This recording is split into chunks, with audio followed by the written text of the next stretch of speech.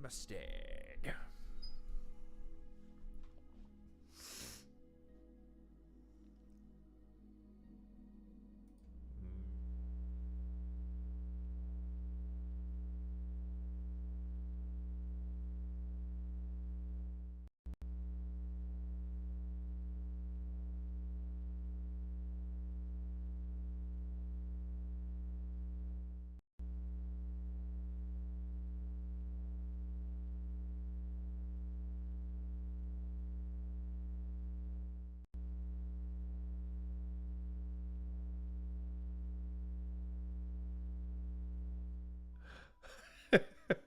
Little behind the scenes there, apparently. I thought it gives me a preview. Son of a bitch. I guess it only does previews when you do like a pre-stream. Anyways, you see a little bit of the preamble off camera while I'm getting myself set up. Hi, Lorne Risley. Welcome to the Halcyon Show. I'm your host. So, it turns out UK battle rap is being covered rather well at the moment, isn't it? You've got, let me rattle this through. I did this the other day. You've got TMR doing previews and reviews of events, as well as interviews, live face-offs. I know Trubs does that too. Cammy's dabbled that in a little bit, and Cammy's done a lot of previews and post wrap-ups. What else? Let's think. What else? All of the leagues are starting to actually take their podcasts a little bit more seriously. That's good. Then you've got Gast starting to do interviews now. Cammy's done an interview or two. Who else? Let me think. Shannon's got a podcast where she'll have guests on for a prolonged period, so call it an interview if you want to, I guess, but I don't know if they would class that as an interview. It's more of a podcast format. And Kojay's doing reactions as well. This is what piqued my interest. It's like, I thought I was the only one doing reactions. Oh, okay, interesting. So I've been thinking to myself, like, right, I want to do something different. I've never wanted to do what everyone else is doing. And if someone's doing the thing that I do, nah, sorry, Charlie, I'm not. This is literally, as you can tell by my disheveled fucking appearance, I was sat on my fucking couch, just enjoying my evening, and I had a brainwave, and I reached out to a young gasp buff, and I was saying to him, like, dude, like, what is there to do? Like, you're doing this thing. Now, Kojay's involved in doing the reactions, and you know, he's infinitely more popular than me, so what's the point? You've got Cammy doing the pre and post, and he's starting to do podcasts on a set because he's invested in that, and that's great. TMR is just so fucking regular with his uploads and stuff, and does reactions as well. Like, what is there for me to do where I do it well? That's the crucial thing. And I'll be honest with you, the reactions are something I've been doing as a result of just trying to being able to put on content and do something. But what I would hasten to say is I don't know how good my reactions are, because I'm not really offering you any insight. I'm not offering you the biggest and most bombastic of reactions. I'm not covering battles that you haven't already seen and been showcased by other channels again. So it's what to do. What is there to do? So shoot the shit, and I pitch an idea to Gast, and he seemed to think it was an alright idea because it's kind of a takeoff. It's kind of a spin off of what is already in existence, and maybe takes it in a different direction, and hopefully allows me to fulfill the criteria of doing something relatively unique. Allows me to do more research and prep. It also means I can schedule them without having to worry about guests that will flake on me. But it also allows me to kind of keep it reasonably fluid in terms of when I do it and how I do it. And basically, long story short, what we kind of... David in the house. What's up? David and Charlie in the house. Gentlemen, thanks for joining me. But here's my idea. Showcasing the battlers using the live reaction format, but allowing me the research of having to cherry pick specific rounds from specific battles. TMR in the house. I already teed you up, TMR. Sorry, I already gave you kudos for being so goddamn regular with your uploads. What was I saying? So anyways, yeah, using battles to kind of showcase battlers over the course of their careers by telling the story of their career using individual battles. But without giving away everything, giving the cherry picking one round out of those battles, like their best round or the most memorable round, and then using that to kind of highlight and showcase them as we go. And I thought, that kind of sounds like an intriguing prospect, because it means that, again, I don't necessarily require the participation of the battles. Not that I wouldn't welcome it if it was a possibility, but again, I have to be honest with you. I've had a lot of fallout, a lot of dropouts recently. Just people that just haven't turned up. Def Jam Battle for New York, UK Battle Rap. What? Hell are you talking about, Charlie? So yeah, it just gives me the opportunity to be able to utilize my strengths and the setup I currently utilize when it comes to live streams to do something a little different. I think when you've got Koj doing the reactions and you've got TMR doing a lot of the reactions, you've also had Crash doing reactions as well, albeit I know he's taking a hiatus to focus on battling. You've also got a few people with podcasts. There are people doing interviews. There are even people doing shorts at the moment. I want to do something different. And I know the closest thing to this will probably be Battle Rap Resume, because Battle Rap Resume at the moment is reviewing Don't Flop videos of the past, and he's kind of giving a summary of it in a 2-minute slot, which is great. But I think what I want to do is, and Gus kind of touched on this, because one of his suggestions was, well, why don't you get people on that don't follow Battle Rap and get them to react to battles? My thing with that is, I don't want to showcase Battle Rap negatively when I don't have to. If I have to poke the bear and ask awkward questions, I invited you on, David. You never came back to me. I said, let's get you on. When? You never came back to me, you son of a bitch. Don't give me that. I'll dig it out if I have to. I'm already dealing with enough bad news today. Did you see Kai Havertz got injured? But what was I saying? Yeah, so anyway, so there it is. My point is that, like, I want to do something reasonably original, yet still allows me to be positive in a framework that I feel comfortable. I don't want to be blindly positive about Battle Rap when I think some of it's shit or some of it's not good. I also want to be able to showcase people, and sadly at the moment, like I say, the interviews, it's just not working out. Like, I'm not gonna... Haha, cool, TMR, cool. What was I say was, yeah, I just don't want to go down the route of prepping hours. And this is the thing Gar said. He said, what's great about your interviews is the level of research you do and how in-depth you go. And I'm glad that he feels that way. The trouble is that the double-edged sword of that is when you do all of that prep and the guest falls out, and then sometimes what happens is you don't hear from that guest again. Like, they just go fucking radio silent on you. And Shotty Horror is obviously the best example because I published my research notes, and I'd like to think that showcased just how fucking into the weeds I went with regards to trying to prep for that interview. I didn't just want to go, so talk to me about the Arsenal interview and what's it like working with Deadmau5 and will the Luna battle ever happen? Like, I was going to try and ask him some hopefully interesting questions.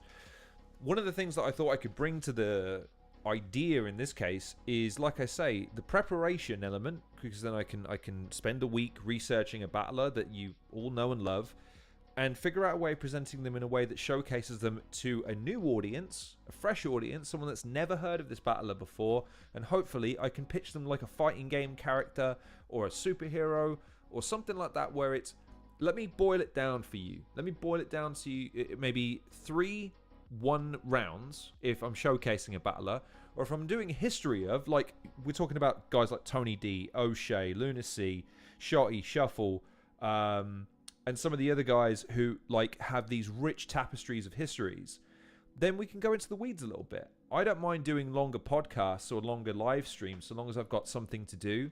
The reactions go as long as the reaction can go for. Do you know what I mean? Like, I don't sit there, I don't think so, and unnecessarily talk for hours and hours just to fill time.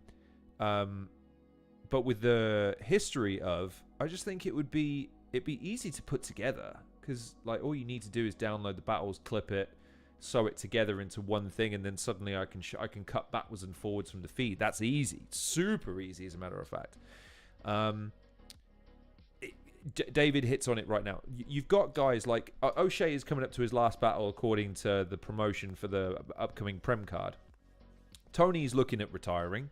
I know that he's looking at this year and thinking, Tony D, I should say, for our viewers who don't normally follow Battle Rap, he's looking at finishing up this year, but with a bang. Lunacy, it's debatable whether or not he'll ever battle again. Shotty, debatable whether or not he'll ever battle again after this upcoming one. It might even be his last battle, this next one. Yeah, guys who just have... I mean, the other one I'm thinking of is Bobby Rex. Because Bobby Rex is someone I've tried to get interviews with for a long time, because I really want to showcase elements of him that I think are sorely underappreciated. And because I can't get him in for an interview, it makes it very difficult for me to showcase him in any meaningful way. Because unfortunately, the trouble with Bobby's battles a lot of the time is that he'll have issues in one of his rounds that sours people on because he loses. Or he loses certain battles at certain pivotal moments. And that's not what I think Bobby Rex is about. Bobby Rex is a infinitely entertaining and unique figure in UK battle rap. And there's so many of them. That's what I think I love about this idea, is this idea that I can hopefully... In 30 minutes or more, depending on how much time people actually want to watch this. Like, what's I have Squid Ink. Sorry, I'm gonna get this right. Squid Nink. There you go, Squid Nink. Have I reached it? Yes, several times, and yeah, haven't been able to get that one over the line. For I'm presuming a variety of reasons. I've again. I'm not trying to hate on anybody. I'm sure there's legitimate reasons why they go dark. It might even be that Britishism where you say yes to going out on a fucking Tuesday. Like, yeah, definitely go out on Friday night. And then Friday morning rolls round and you're faced with the prospect of actually having to go out on the Friday evening, and you go, oh man, I want to go out tonight. And so you make up some really lame ass excuse, or you just fucking go dark and you just don't go. And then you got to avoid that person like the fucking plague until you can find an excuse to kind of talk to them. I don't know whether or not it's that. I also don't know whether or not there's mitigating factors. Maybe they say yes to an interview, but then they don't know who I am, and then they look into me and they decide against it. That's fine too. But this is what I'm trying to say. I want to do content. I want to do YouTube. I want to be regular with it. I want to do regular uploads, and I want to be showcasing guys. The reactions were my way of doing it. But like I say, I mean, you guys in the comments right now, you tell me, like, are my reactions any good? Are they actually entertaining? Or do you watch the battles and I interrupt you watching the battles? Because I feel like sometimes that's what I'm doing. Instead, what I want to do is and I love the live interaction element of this. I think I'm warming to that more and more. The idea that you here can add your comments. I can react to them. If you ask questions, I can do a little bit of da-da-da-da-da. It makes it more unique than me just sitting and doing a half an hour expose on Shotty Horror or Yunnan or whoever it is, right? Because then, interestingly enough, I forget exactly who it was. I think it might have been Hadashrooms. He was at an event that I was really jealous of, and it would be great to get stories from you guys. If you know an episode's coming up and you have stories about being at an event or a battle, DM me. Let me know if you want to come on and tell the story.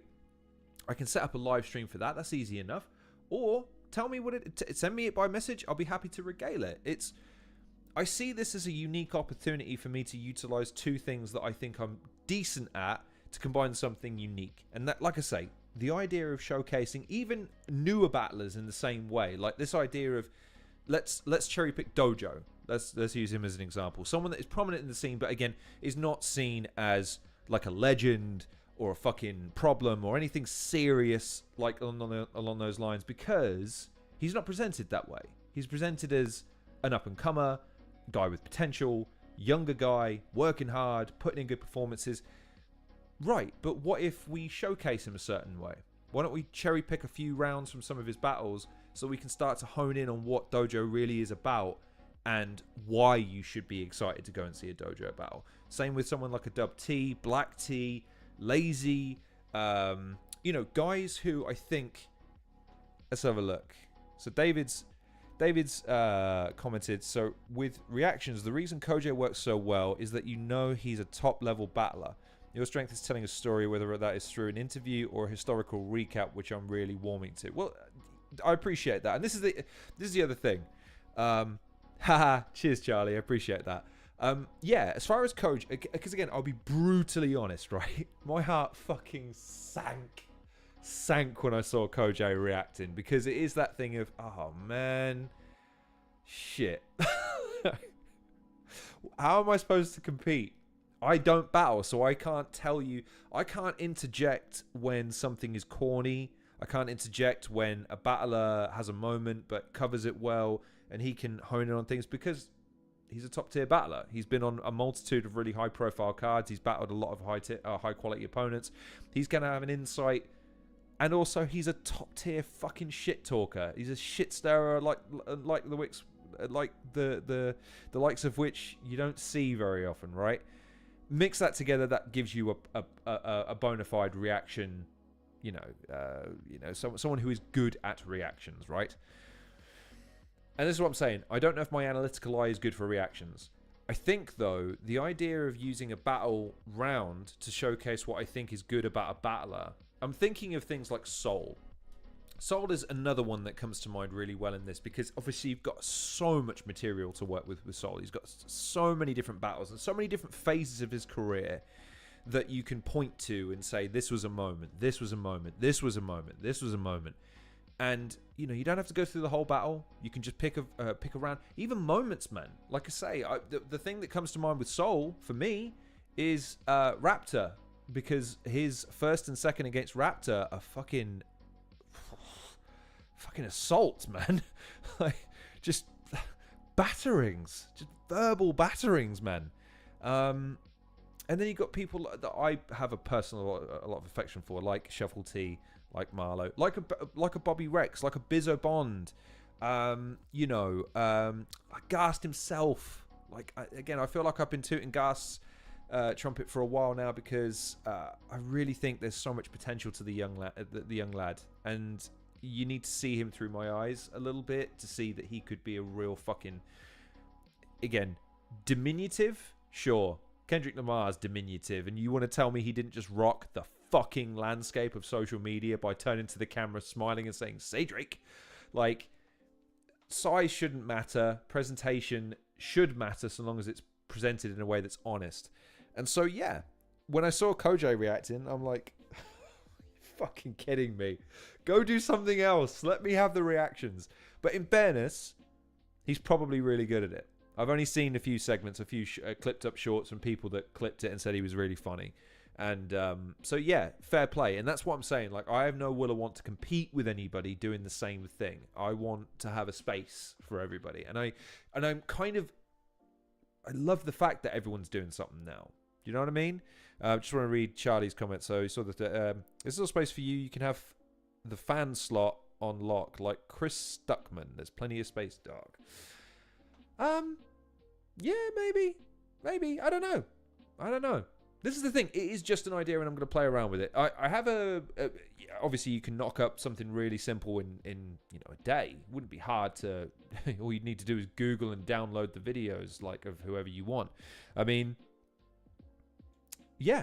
I just think it's something that I can work with, and this is just to kind of test the waters on it, really, to say, like, hey, like, does anyone actually want to see that sort of thing? I mean, for the battle rap audience, I mean, it's one of those things where, you know who Bobby Rex is, you know who Ark is, you know who fucking O'Shea is, you know who everyone is.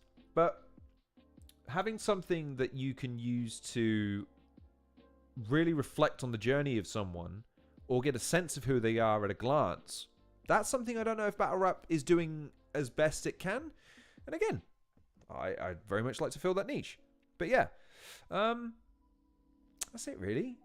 I don't want to do shorts. I'm sorry. I just don't want to do shorts. And I would love to persist with the interviews. I really would. If I felt like it was one of those, I feel like a stakeholder in this channel, so can I get paid? Cold world out here. When I make money, you think I'm sharing it with anybody out here? I've been grinding on this shit for 8 years now. I ain't seen a penny yet. You can get a t-shirt. When I get new t-shirts printed up, you can have one of those, Charlie, if you like. Show me all the videos that you've liked and shared. Sharing is the constant. Liking a video is not enough anymore, people. You've got to share this shit. But yeah. Thoughts? Questions? Queries? Suggestions. Who should we do first? Who should we showcase first? Who deserves like a 3-round showcase versus a full-blown history of? Like, I see them both being sort of entwined, but I don't see any reason why you couldn't distinguish the two and just say, right, this one is, this one's for up-and-comers or current battlers who don't have a ton of history, but have at least enough content to be able to showcase 3 separate rounds, versus someone who is fucking entrenched in the scene, has got a mountain of material that you can sort of chart a journey of. You know what I mean? I'm happy to do both, to be honest with you. Would you even get a t-shirt would I even get a t-shirt for free? If you share my fucking videos, you will. I used to give t-shirts to people that subscribed. That's how fucking hard up I was for support when I started. I gave away t-shirts and mugs to people that subscribed and would send me a thing to show me they subscribed. I predated e-begging, baby. I wasn't asking for assistance on every stream, man. I wasn't even doing live streams. This was back when I was producing videos. But yeah, man, like, that's my idea. Because I think, like I say, to highlight Kojay again, that's a marriage made in heaven. The idea that he's reacting to battles. It makes perfect sense. You see the investment that someone like Cammy has done into his setup and his infrastructure, and you think, I'm not going to compete with him when it comes to that sort of more modern type of content, which is, unfortunately, I don't want to sound like I'm dragging on Cammy on this, but it is that bloke sitting around on a couch with microphones in their faces, podcast style, that I fucking hate that style of content. I really do. I hate it because everyone does it. It's not unique. It's not speaking to anything. It's just you're sitting in on a conversation at a pub dinner. You know what I mean? And it can lead to good moments and very clippable moments, granted, but that's 30 seconds out of hours of conversation sometimes, because they're not structured in a way that I find conducive. You know what I mean? It's the same with reactions. At least with reactions, at least on my channel, you have the structure of the battle to keep things on a sort of pressing note. And the interviews I structure, obviously, because I premeditate everything that I've asked. But yeah, I just don't. Not everyone has to have a podcast. Do you know what I mean? Not fucking everyone has to have microphone stands on a couch with a neon sign in the background. It's like you should be able to go to fucking Argos and buy my first podcast set these days. Just have like insert podcast name in neon lights with a microphone that has to be constantly adjusted. I mean, in fairness, this stand is pretty shitty, but it's only because I paid 10 quid for it. But yeah, I just think the interview style that I do, I think it's kind of redundant now. Plus, I don't know, again, forget the fact that the battlers have kind of absconded for the time being from my show, despite me requesting they turn up. Why have podcasts blown up, Charlie? You'd have to ask a content analyst, the kind of people that study the algorithm. If I had to guess, it's because they're so... It's the content equivalent of throwing shit against the wall, and whatever sticks to the algorithm we just go with.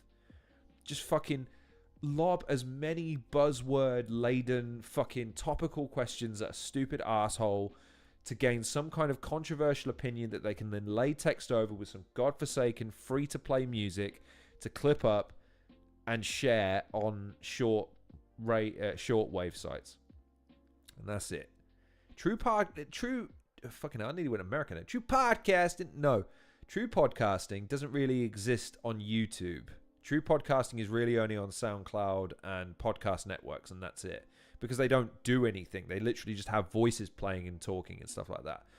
And what you tend to see now is more that short form clipped up version. Like 50 Cent's been on a rampage with that recently. I don't know if anyone else has noticed that, but every other fucking 5 minutes you're scrolling and it's 50 Cent on another podcast giving some spiel because he's very clippable and very funny.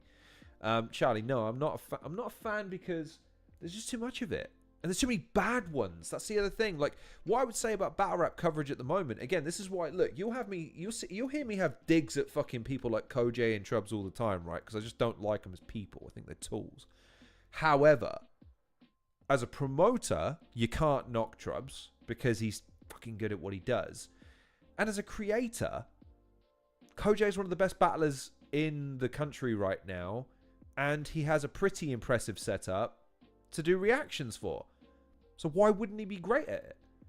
It makes perfect sense. And so that's great for battle rap, because it means now you've got a number of different creators that are focusing on multiple disciplines and genres of content creation to cover the scene in a multitude of ways. That's great. That's fucking brilliant. Gas Buff getting involved in the content creation of the battle rap scene is one of the fucking boons of the scene, man. He has like an interactive avatar now that he uses, and it's awesome. I love it. You've got Prem doing their podcasts again. You've got the live stream. Actually, I forgot to touch on the live streams. Prem utilizing the live stream option as a promotional tool rather than the spaces. I'm so happy they started doing that, by the way. I am so unbelievably happy that the spaces are not as prevalent as they were at the beginning of last year, let's say. Because from a fan perspective, man, you get fuck all from them. Not really. You don't get hype. You don't get controversy per se. You don't glean any new information. You don't get any real insight because it's just guys chatting. Again, it's earwigging at a pub table. The live stream, on the other hand, especially when Gas Buff is chairing it, because he's got such a fucking 1980s bullseye game host sort of style fucking demeanor. I love it. Is great. And then you've got someone like... or is it Shannon or Longhead? I forget which it is. I forget. I sometimes get them confused. But then you've got that podcast. It's called Wings of Pod? Pod Wings? Something. I forget. I know it's got a pink background with the wings. And I know they've had people like Quill and I think Tony D's been on. Again, completely different set of content. Doing its own thing. I think it's great. It's fantastic. Because now you've got different people showcasing their talents and skills in unique ways. Rather than just all having a variation or flavour of the same thing. Charlie's comment as well. Most stuff is bad. That's Linda. Cheers, David. Thanks for clarifying that for me. Long hair Linda. I haven't listened to any of their episodes yet. I need to get around to listening to one. I think Quills was where I first became aware. That might have even been the first episode. I seem to remember being like surprised to discover she had a show, and it's like, oh, it's because it's the first one. It's like, oh, good. Well, then I'll make sure to catch it, and I've just been lazy with it, so apologies for that. But Charlie's comment: most stuff is bad. That's just perspective. Most things won't appeal to an individual. Mate, dude, I do my best to try and see the merits of things. I really do. When it comes to short form content, I don't see the merits in it at all, because it's just content doing that to you constantly, just feeding your dopamine over and over and over again. So I don't buy it. I'm sorry. Hadashroom's comments: Linda's one with Briggsy is amazing. Hadashrooms, care to elaborate? I mean, obviously Briggsy's been on my show. I thought it was a decent enough interview from my part. He gave a pretty good showing of himself because he was quite candid with some of the struggles that he faced during the pandemic with Prem. That was during a happier period of my career covering battle rap when I wasn't fucking reviled. But yeah, what was the content of that one? Do you mind sharing with us, Hadashrooms? But back to Charlie's point. I'll answer your question in a second, Charlie, on that one. It's not that I don't appreciate certain forms of content. What I would say is that there is some content that is designed to be exploitative. It's not really offering you anything. It's the content equivalent of fucking sugar. It's not nutritious for you, if that makes sense. It's not really entertaining. It's just feeding your dopamine addiction, and that's it. What I would say with someone like Gast is trying to find quality in what he does. Prem, as much as I sometimes rag on them, one of the things you can never criticize them of in this era is quality. They seek to provide quality content on a regular basis. I think you can say the same thing about No Loose Chat. No Loose Chat are only looking to put on quality events in their eyes. They are only looking to put out quality content in their eyes. And so I can get behind both of those. Even though No Loose Chat's content sometimes isn't to my liking, I can't sit here and say that I've loved every single aspect of No Loose Chat's performances and presentation. You've heard me be critical about it, but I see the merits in it because I know it's not sold necessarily to me exclusively. To Charlie's point, I can still appreciate where it comes from, Okay? I think that's what I'm trying to say about when I see so many different people being on a podcast kick. It's just because they want to have a podcast and they don't really want to think too much about what they do. Hence, me sitting here talking to you now, it's because I don't want to just continue doing reactions in spite of the fact that Kojay's doing them. If 2 people are doing reactions, that's 1 too many. Unless you're doing something different. Unless you're offering... I want to offer my audience something different. Something hopefully good. Something entertaining or interesting or informative, or just something that adds value to you in one way or the other. And I just think, again, coming back to the point, having a show or a live stream, or, you know, I can always pre-produce these. There's no reason I have to do these live if it doesn't really make sense to people. I like the interactive element, but if they serve really as sort of, you know, it doesn't really serve a purpose, then I'd be more than happy to pre-produce them. But I just think, yeah, the idea of having to chart the journey of battlers, it means that I can geek out. It means I can fucking get into the weeds of battles. I can research the history of battles. And then maybe, who knows, maybe some of the battlers come back around. I think what would be nice is to encourage the battlers back on. I feel like, again, I can't really tell you why they've all absconded. I'd love to know why. But again, I don't spend a lot of my time chasing it anymore. I used to get really upset when people bailed. It used to really fucking annoy me. Hence my previous, you know, throwing of toys out of prams. Because, dude, I don't have hours to waste. I do this for the love, for lack of a better phrase. I don't do this for the money. Contrary to Charlie's claims of some kind of monetary gain at some point during this endeavor. Charlie, I got no more fucking money for you, sir. But yeah, man. Law Risley. Ha. Yeah. It was pretty good. It took me nearly 25 years of my life to realize that the word loan was in my name. And it's like, huh. I wonder if there's something to that. The fact that subliminally I should be by myself. They can smell your breath through the screen. Could you imagine? Could you imagine when they get to a point in content creation when it's like actually being in the room with people? I find that really creepy. But anyways, back to a few comments have gone past. Not a fan, but Linda. So Linda, okay, cool. So it was to do with the film. I asked him to come on and talk about that. He gave me the big, yeah, man, no. So yeah, I'm glad that he showcased that. I know it was a passion project of his. I know everyone was really excited about getting that off the line. So it's good. I think actually on a live stream that they then did, I piped up and asked a question about the film, and they were all quite surprised. Number one, that I was there, and number two, that I wasn't just being a dickhead, because I think that they've got it in their heads that I serve only one purpose in life, and that's to get in the noses of the people that run Premier Battles these days. And I don't much. But yeah, I'm glad that they got an opportunity, because again, that eliminates the need for me to have to talk about it. Why would I have him on to talk about the same movie? He's done it now, so it's time to do something different. I wanted the opportunity to discuss the movie, felt like I could do it the best. He's done it somewhere else. That's fine. But that's what I'm trying to say, guys. I'm not interested in repeating what everyone else is doing.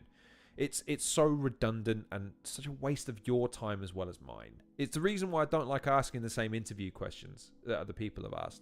Breaks my heart when I hear that I've asked a question that someone else has asked. I'd like to make sure that my stuff is as original as it possibly can be, so when you watch my stuff, you're getting something new, because it's such a fine commodity these days. Something actually original, something actually new to fucking invest your time and your energy and attention on. But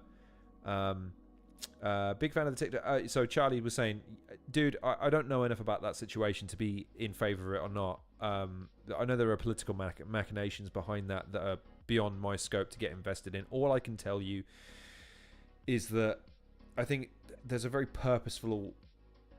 something really purposefully malicious in the way that those apps are designed, and they're harmful in ways that I don't really feel people are going to reckon with for a long time. Well, you know, you're seeing it really across the scope in terms of just how fucking illiterate people are. It's not just young people, it's across the board, man. Like, I tell you a story now, I just don't know how fucking depressing you want people to be this evening. Walking to work today, I'm accosted by a man And his opening statement to me, by the way, he's got tattoos on his knuckles, missing teeth. He's clearly been drinking for most of the night, and he's on his way to another drink. He told me so at the end of this exchange. He just turns to me and recognizes me as what he thought was a, quote, native, and said, God, man, you know, it's all black people around here. And I went, well, there's a lot of ethnic minorities around here because it's an international school that we're outside of, international secondary school, so a lot of families congregate around here because, you know, language barriers and things like that. And he goes, we're losing our country, we are. And I just, at that moment, your heart just kind of sighs because you go, fuck. And what I'm saying is that even though that meta path has existed long before the advent of social media has made it indefinitely easier to indoctrinate people into a meta path. And the shorts, TikTok, Instagram, YouTube shorts, feed people shit. Once you glom onto something, it just feeds you it. So that guy, doesn't matter if I turn around to say him, what do you mean we've lost the country? I can look out my window now and see I didn't lose anything. My country's still out there because it's not gone. It's changing. It's evolving. It's adapting. We all have to. You know what I mean? It's that depressing thing of having to explain to people, you know how stupid racism is, right? And yet, they're the sort of people that are going to convince themselves of a feeling having factual validity. And they can do that because there are enough people that are happy to feed the algorithm with content that satiates that need, rather than any kind of critical analysis. I actually wanted to talk to Tony D about this because Tony D is someone who's actually really learned when it comes to education and history and calling out blatant racism and inequality wherever he fucking finds it. And I love Tony D for that.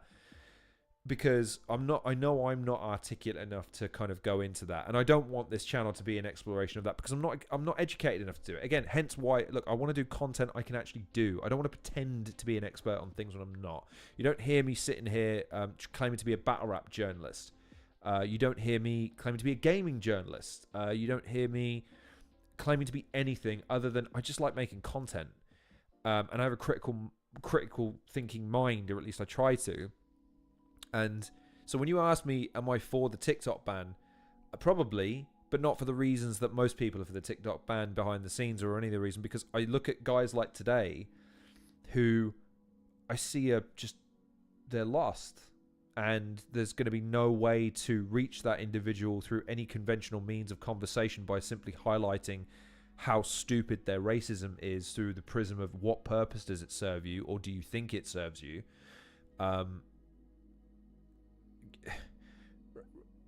Yeah, racism, sexism, bigotry, all that sort of stuff. I know it's kind of a woke thing to say, but it all just genuinely baffles my mind because my argument is, dude, we're all just trying to be happy. We're all just trying to live our best lives, as they say.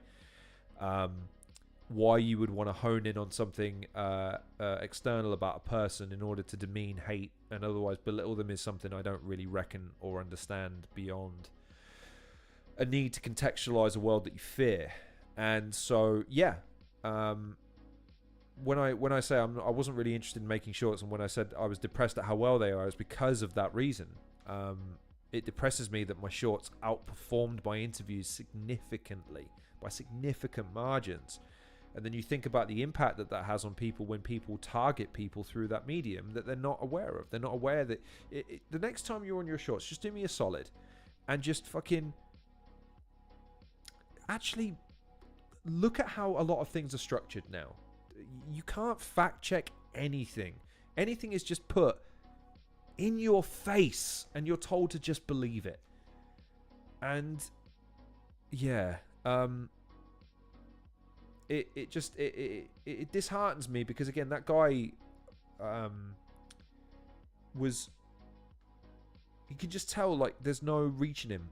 You know what I mean? And there's going to be people that say, fuck that guy, punch him, or any number of things. Dude, I'm trying to find ways to get along with everybody. I don't really want to pick fights with anybody. You know what I mean? I just want, generally, I want people to just get along with each other.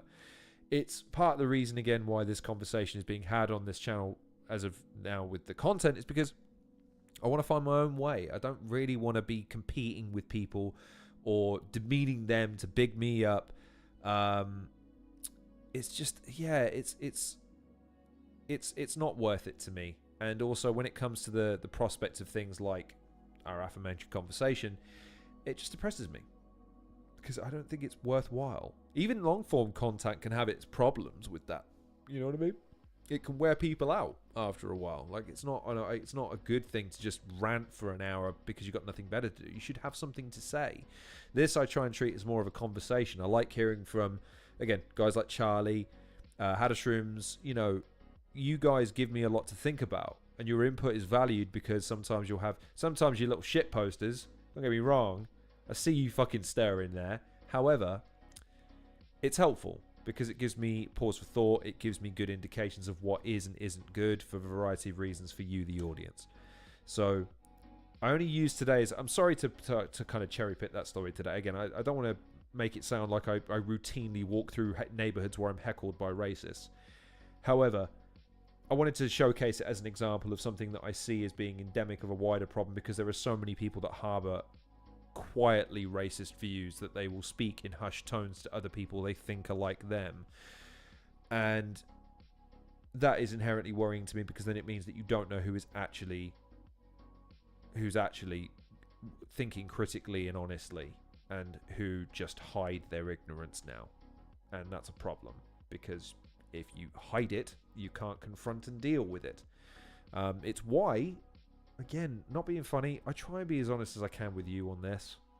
You know, when I talk to you, whoever watches this, I'll tell you what I really think as best I can. I'll disclose as much of what I can as I possibly can without betraying confidences. There's even stuff to this day concerning battle rap and the fallouts I've had and the conversations and da-da-da-da-da.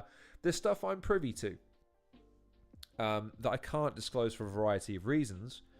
But, yeah.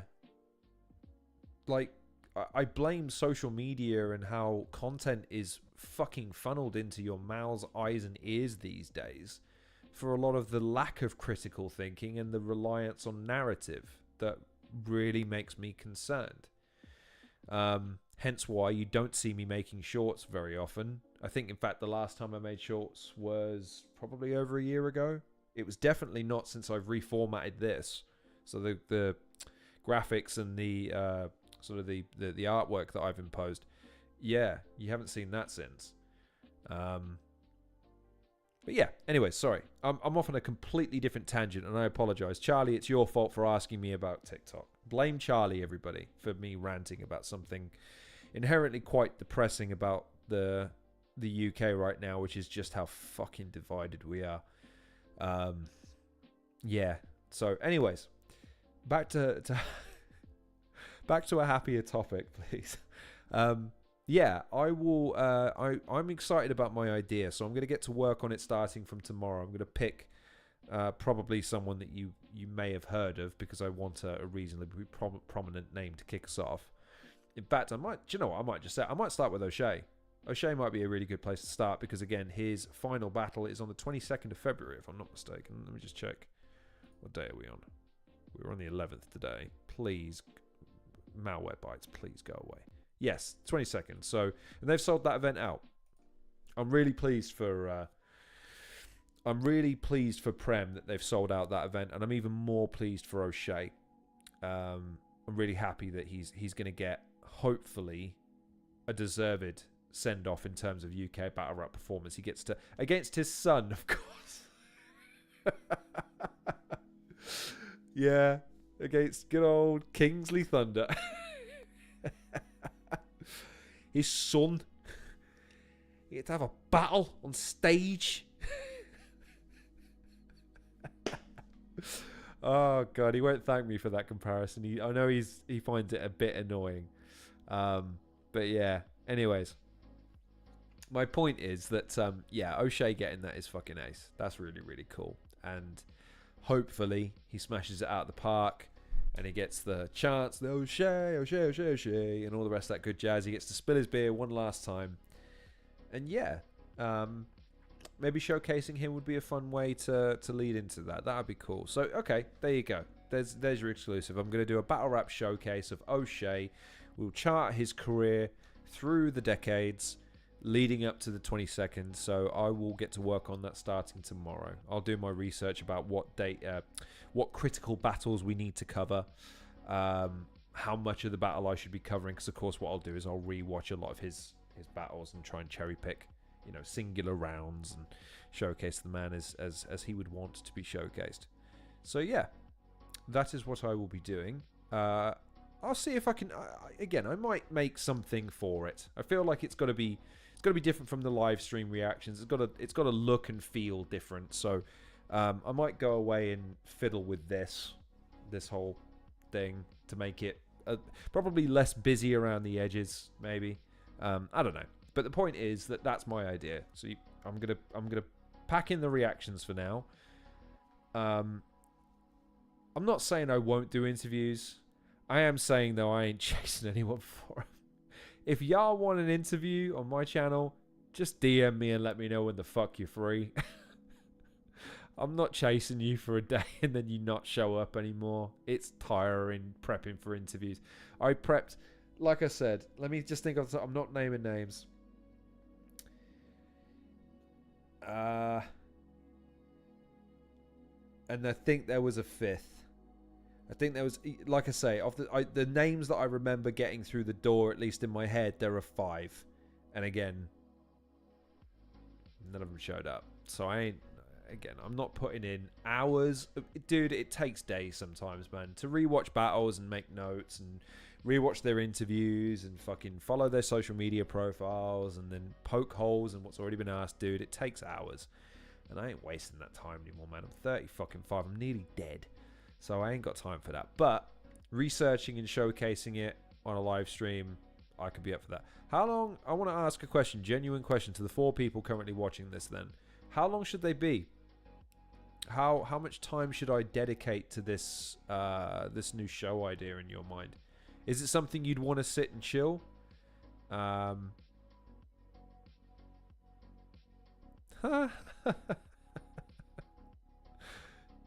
sounds distinctly like the sound of David's backpedaling clicking there, which is impressive for David. You're backpedaling on a bike. I don't know if I've made a really inappropriate joke there, and David is now on his way here to kick my ass. I don't know. Yeah, I don't know.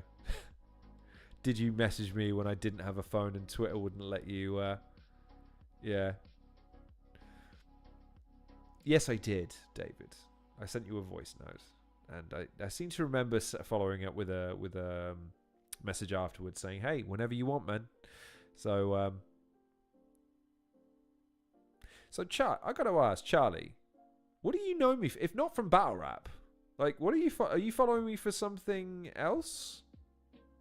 I forget. I haven't done anything but battle rap in a long time. You must be really bored. Really bored. If you're watching this. David, the kick your art was really unintentional, and I heard it in my head before I said it. And here was me thinking discussing racism was what was going to get me in trouble on this live stream. Instead, it's me saying David's going to kick my ass. And David immediately going... David, I'm sorry. I'm really sorry, man. It just came out. What do you want me to do? What do you want me to do, man? Listen, you're more handsome than me and you're more talented than I am, and you've done a battle rap and I haven't. We both know who the bigger man is in this situation. You gotta let me have my Freudian slips, okay? You gotta let me have them at least. But anyways, what were we saying? Let's go back. Why don't you like Not Like Us by Kendrick Lamar? I don't know if I've ever said I didn't, Charlie. I've actually been kind of mystified by the whole Not Like Us thing until I watched the Super Bowl performance, and now it makes perfect sense why it fucking blew up. I am a huge fan of that performance. That performance was a fucking masterpiece. It really was. That performance is going to be a legendary performance, not only now but in years to come, for a variety of different reasons. The cultural significance of that halftime performance, culminating in Not Like Us and is it TV Off? I forget what it's actually called, but the mustard and that sort of stuff. Yeah, what a fucking moment for not only rap music, but like, so it was derivatives. Oh, yeah, because it is. Like, dude, not being funny, but like, I'm almost 100% certain someone in battle rap has already said the A minor joke. And like, yeah, I'm just yeah, again, it is, Charlie, because it is. Like, when you watch a proper full-blooded fucking top tier battle rap, and you hear some of the ways that they use words and the sequences of them and the spinning of the words, and like, it's on another level. And I'm not saying, but here's the thing with Kendrick Lamar and pop music, rap music for the mainstream is you do have to slow it down significantly for your average audience to catch it. Like,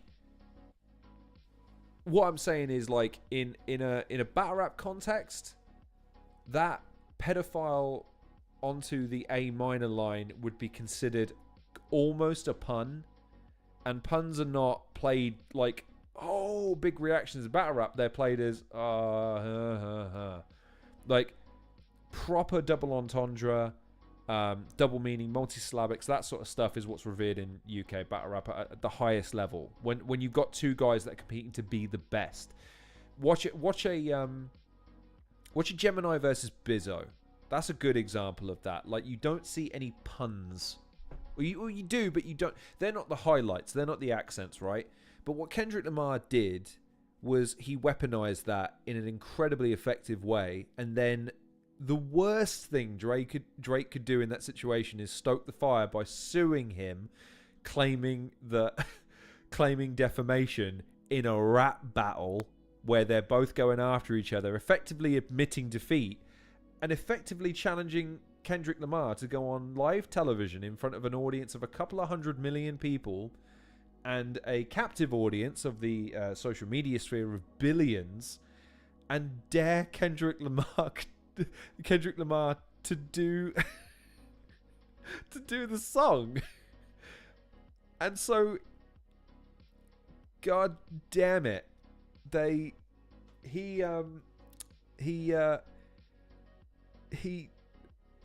think it's twice in the performance he kind of looked at the camera and was like, oh, it's coming. I'm going to make you wait for it, though. And then it hit.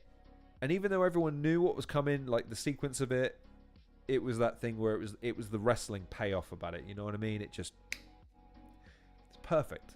Perfect. In terms of audience manipulation, execution, that's one for the ages, man. Absolutely one for the ages.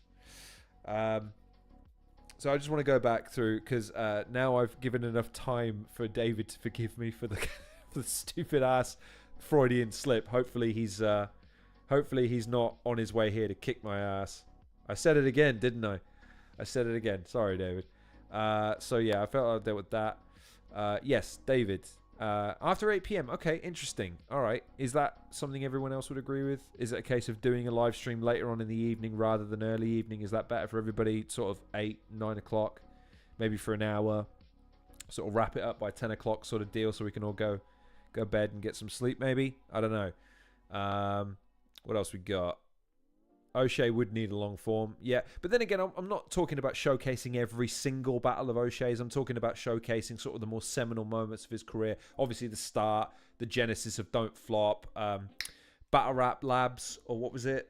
The short-lived Shotty promotion where O'Shea was battling Shotty on that one. Through his Don't Flop reign as champion, and then into sort of his post-championship stint, and then into Prem as he is today. So, you know, we would just sort of cherry pick it, you know what I mean? Cherry pick it from there. Let's go. So, it was the Jake Hanrahan. Interesting.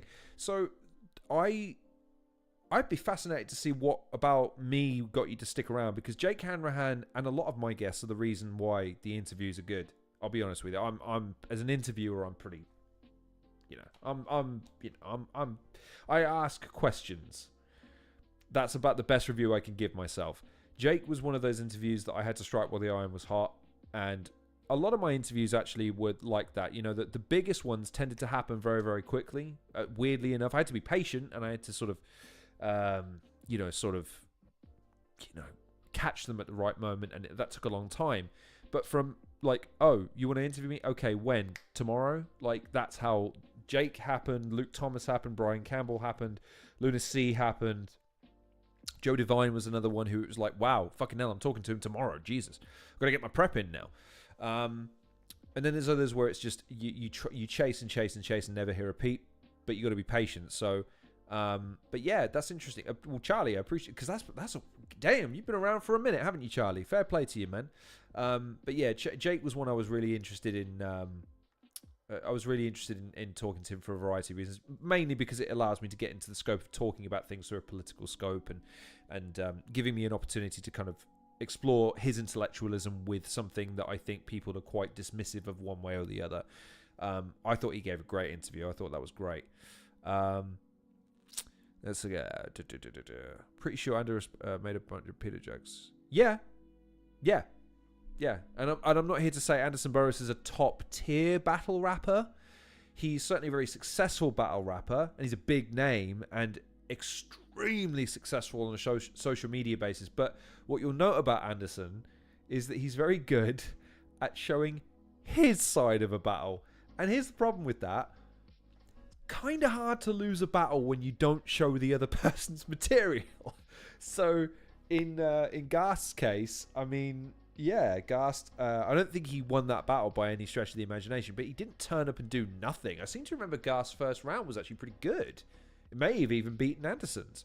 But yeah, Anderson Burris is what I would typify as a battler in the current generation of content that gets how to manipulate the algorithm and really piggyback off of the shorts and the clips and stuff to further his own narrative, which is that he's absolutely amazing and top tier, when he's very, very good. But I'll judge him based on his battle against Marlowe once that drops, because Marlowe, I know, is a proven quality in UK battle rap. So I'll reserve judgment on that one, Charlie. But that's fair enough.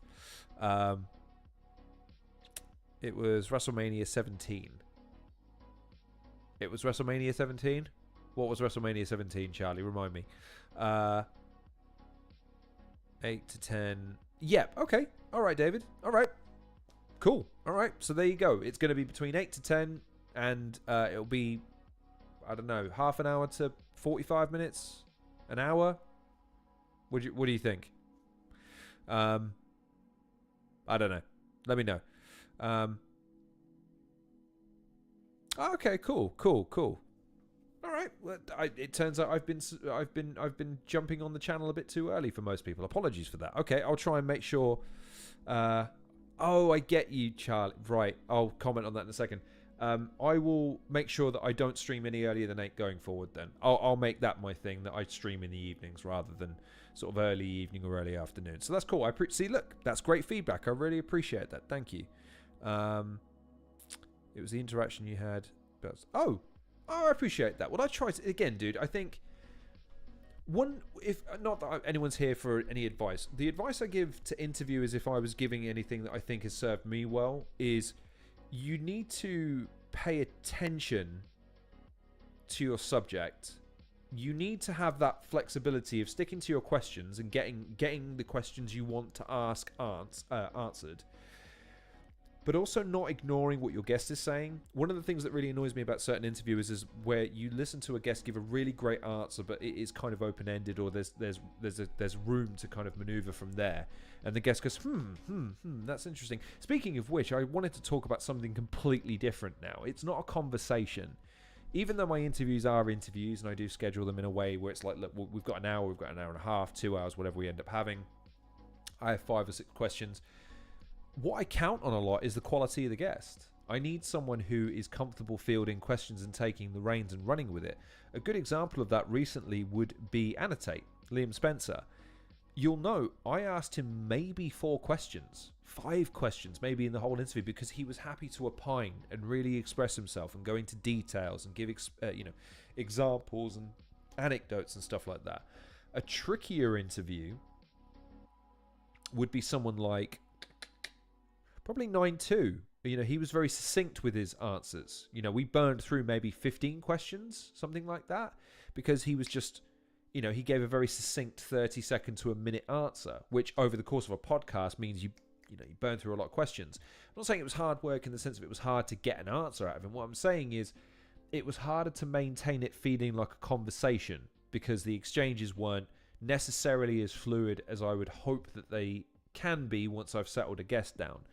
And with Jake, the way I broke the ice with Jake because he gave me the excuse to break the ice. I asked a question that had been simmering in my mind for a while, and I asked it in a really rambly way, and I could see there was almost a wave of relief that washed over him because he thought I was going to be asking some really stupid question. And I'll never forget this because I clipped it up because it makes me laugh to this day. Is he hears me hear the question. I finish. He goes, "That's actually." For a second there, I thought, "What the hell is he talking about?" All you can hear is me harring in the background and quickly muting myself so that you can't hear me laughing going forwards. And then he takes it and he runs with the answer for 6-7 minutes. That was the icebreaker I needed with Jake. And that meant that we could open the door to having a really good, productive conversation. Sometimes it's not there to be had, unfortunately. Some guests you just don't break the ice with and it doesn't happen and you try. Al Snow is a great example of that. I will point to that to this day as my interview where I shat the fucking bed all over the place and I never fully recovered from the first few minutes of that interview. And I think it's plain to see when you watch it back. It's all I would say is if you're interviewing people, be present. Have your questions there. Your questions are there as your safety blanket, in effect, right? They're there if the guest isn't giving you anything, but that's your turn to give in that context, right? You're giving them an opportunity to talk. Other times, you need to be present. You need to listen to what the guest is saying, and you need to respond accordingly. But then you don't want to go too, and this is where the podcast bros come back in. This is where they do nothing but react. They do nothing but kick the can down the road. They do nothing but play off of each other and ad-lib. And sometimes the conversation goes down to a really boring bargain basement level. And all they can do to try and liven things up is go, "Man, isn't that crazy?" And then try force laughter. You need to maintain that good balance between good preparation and being present for your guest. And actually listening to what they're saying, responding accordingly, trying to segue into questions that are relevant to the answer. Because then maybe you'll start to construct an organic style of interview. But that's just, again, do it however you want to. But if people give me credit for being a good interview, it's just because I maintain the mantra of just trying to remain present when I'm talking to the person who I'm talking to. But then having the preparation to know that if the conversation the well of the conversation is starting to run a little dry, you can turn the corner to something completely different. Maybe lighten the conversation. If the conversation's been quite dark or quite, languid, you can just turn the corner. You know what I mean? Let's go. So, and Charlie and Hadashrooms is exchanging ats. They're going to check out each other. And Hadashrooms used to be a pro Street Fighter player. Sweet. I'll whoop your ass at Tekken, Hadashrooms. Tekken 3, I'll whoop your ass so bad. I will beat you to within an inch of your life on Tekken 3. Don't test me, okay, Hadashrooms? I don't care that you used to be a pro Street Fighter fighter. Listen, I beat Ogre, true Ogre, okay, on Tekken 3 on hard mode. Don't fucking test me. I'm not here to play around with you. It's a true story, by the way. All my mates were playing, and they were playing as Nina Williams on true Ogre, final level on hard mode, and they were playing for like an hour. And I remember just arriving. It was like one of those old school gaming parties. And there's like 7 people on couches just stuffed on, like trying to... There's like 30 odd people there. And then literally threw me the controller and said, we can't beat... We've been trying for an hour. And I beat him in the first go. I put the controller, I sat down. And it was one of those moments where like, this is so sad. It's the one moment I ever felt like a superstar, because I sat down and didn't realize like what I'd done in the scope of their eyes, and I kind of looked like, and everyone's like, "How did you do that?" I'm like, "Oh, I played Tekken 3 a lot when I was a kid. It was one of the few games that I was actually really good at." And they're like, "That must be a fucking mistake. Do it again." And so they made me play through the whole campaign on hard mode with an equally shit character. I think it was, I want to say it was Lin Xiao Yu. Because, again, that tricky combination, that first kick to another combination was hard for people. And obviously, the thing that they never mastered was the sideways movement in Tekken. They thought it was just like a flat. And I'm like, dude, move side to side. Like, True Ogre's main attack, that flamethrower attack that you think you can't dodge, just move side to side, man. And they didn't know that you could do that. So it gave me an immediate leg up on them. But, yeah, I just remember that feeling of just kind of sitting down and be like, everything all right? And everybody's like, how did you do that? Like, for a few moments, I was God. It was great. And life went downhill from there. I'm laughing through the pain. Anyways, I'm interested in the chat. The chat's more interesting than the show at the moment. Cool, I'm watching your Twitch right now. See Charlie and Hadashroom's checking out each other's shit. That's sweet. That's good. I like it. It's a child prodigy originally, so yeah, it is indeed. I'll still beat you. I'll still beat you at Tekken 3. Charlie says, I really like the Al Snow interview because I understand how casuals and hardcore fans work. Yeah. Yeah, the trouble with the Al Snow interview is he was too regimented. He's done too many of those. He has pocketed answers for almost any question you could ask. And so, unless he's got something on his mind he wants to talk about, which is why he does a podcast now, he was the wrong person to interview per se.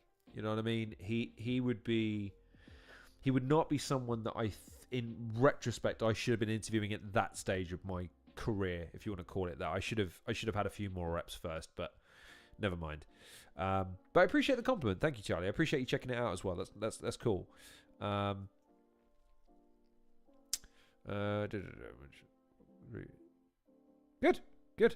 I will check it out, Hadashrooms. I will be sure to check out that Linda podcast, because again, to be honest, I do want to know what the scope of the movie is going to be about. It'd be great to hear. Be great to hear that. Hadashrooms.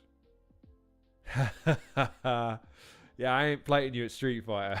I'll play you at Tekken 3, and that's it. Only Tekken 3, by the way. I ain't playing no Tekken 7 or any of that shit. So look, bodybuilding stuff. Bodybuilding stuff? What are we talking about there, Charlie? Bodybuilding stuff. Yes, and Hadashrooms, I appreciate that. But the thing is, I think that like fans can just watch battles. Like, you don't want to watch a fan watching a battle, really. Yeah, you want to watch someone who's either entertaining watching a battle, or you want to watch someone who's an expert. That's really what you want. At least I think so. I see. He is, yes. He will also be the first to tell you, Charlie, that it's mostly down to the trend. So, yeah. It's no secret that Al Snow is a proponent and a proprietor of the pharmaceutical sciences of the modern era. There's a reason that motherfucker looks better now than he did 30 years ago. So, yeah. Yeah, and that's the other thing. Ruin Your Day, I looked at as being... Ruin Your Day as being, again, a separate genre of sorts, because their thing is multiple people. You know, it's different, right? It's different to one person reacting. It's almost like its own format, almost. But then Kojay doing it, like I say, Kojay... he'll corner the market pretty quickly when it comes to that. I've got no real doubts about that. He'll become sort of the guy that does the reactions to battles, and whether or not he likes or dislikes a battle or reacts big to a battle will get clipped up and shared around. So, again, there's no sense in competing with that. So, yeah, what? And I can't do it as well. So, again, do something different. But I appreciate the compliment, Hadashrooms, and I'm sorry if me changing gears disappoints you in any way, shape, or form. I'll apologize for that. But yeah, I think that's it. I've been going for an hour and a bit. But yeah, so listen. I will do an O'Shea video first to kick us off. And I will try and get that produced and finished as far as the prep and just getting the clips together by sort of Friday, Saturday. And then we'll do the first one. And we'll do it, see how it goes. Hopefully it's fun. Hopefully it's interesting. Because hopefully I'll be able to find some tidbits, some facts, some trivia for you. Yeah. I'm excited. I think that would be an interesting thing to start doing because it's unique, it's different, fits in to the scope of what I like to do, and hopefully you guys will enjoy it. So, unless there's any other questions, I think I'll leave it there because it is currently 11:15 and I need to get my sexy ass to bed. So, ladies and gentlemen, boys and girls, thank you for joining me. So, I just want to give a few quick shout outs. So, we've got Charlie, David, TMR, Hadashrooms, Squidnink, and that's about it. So thank you all of you for joining me. I really appreciate your time this evening. Thanks for hopping on while I hash out my idea in real time. Hadashrooms one of sunglasses because I was chilling out when I was just talking to Gas Buff about ideas, and I just wanted to hop on and talk about it quick. An hour, he says. So sunglasses are in the other room. I don't know if I'll wear them for. It was just a stupid thing I was doing, man. I'm just trying to have fun. You know what I mean?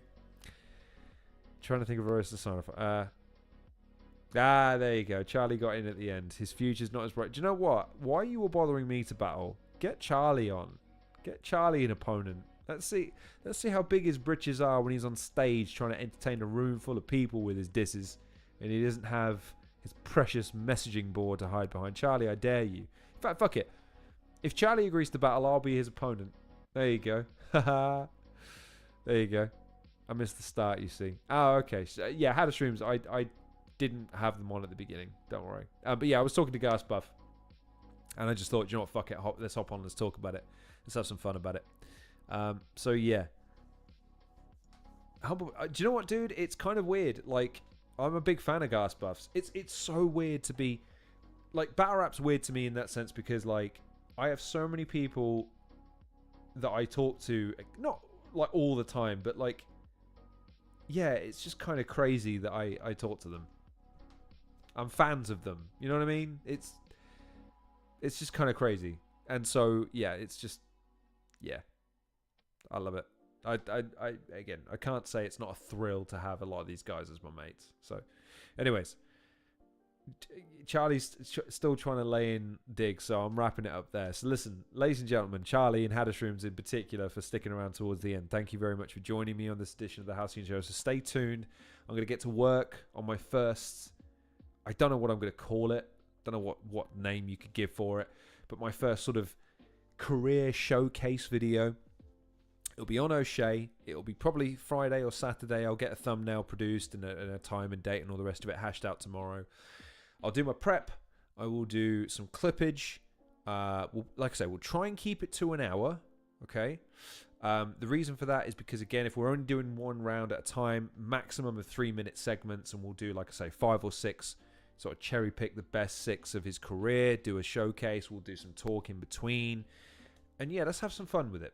And let's use it to hopefully springboard into something new, something different, something interesting, something fun for everybody that's still positive and offers you a little something, especially if you're new to battle rap or you're not as, versed in battle rap as I am. So listen, thanks for joining me. It's been lovely. I hope you have a lovely rest of your evening. It is only Tuesday. Fucking hell, this week is already dragging on. We've been on a bit of a journey on this show, so thank you for joining me for the entirety of it. Thanks to everyone again for joining me in the chat. Please stay tuned. Again, Friday, Saturday is when I'll aim to have it up. But obviously I will call it UKBR Archives. I can't though because you'll want royalties, Charlie, and I'm not falling for that, but that is pretty good. I think there is someone called the Barchive at the moment, but that's pretty good. That's pretty good. See, look, you can be positive at the end. That's a good suggestion. You should use your powers for good rather than evil, Charlie. But yes, thank you very much for joining me, everybody. It's been lovely seeing you. Please stay tuned follow, like, share, subscribe, all that bollocks. Take very good care of yourself in the meantime. I do remember, actually, someone was saying, it might have even been Charlie, actually. Oh, he's removed it. Charlie, when you get 2 seconds, either ping me privately or leave a comment after the video. Who was it? There was a wrestler or a wrestling interview you said to look into. I'm not saying I won't do interviews. I'm just saying, though, like,